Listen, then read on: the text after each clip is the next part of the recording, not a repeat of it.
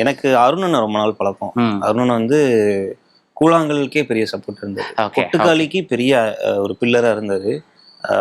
Behind the film சொல்றேன். Kottukkaali project assemble ஆனதுக்கு அருணன் ஒரு மிகப்பெரிய காரணம். அந்த மாதிரி ரொம்ப நாள் பழக்கம். இங்கே சாந்தி டாக்கீஸ் நாங்கள் வருவோம், பேசுவோம், சும்மா ஜாலியாக இருப்போம். இங்கே யாராவது வந்தாங்கன்னா மீட் பண்ணுவோம். ஃப்ரெண்ட்ஸ்லாம் முத்து, வினோத் என்னோட ஃப்ரெண்ட்ஸ் அவங்க வருவாங்க, அப்படியே அவங்க கூட வருவேன். அப்போ அதே மாதிரி வரும்போது இவர் ஸ்ரீகணேஷ் வந்து கூழாங்கலாகட்டும், கொட்டுக்காளி ஆகட்டும், அயலி விலங்குலாம் பார்த்துட்டு உங்கள் ஒர்க்ஸ் எனக்கு ரொம்ப பிடிக்கும் அப்படின்னு சொல்லி பேசினாரு. நானும் ஜாலியாக பேசியிருந்தோம்.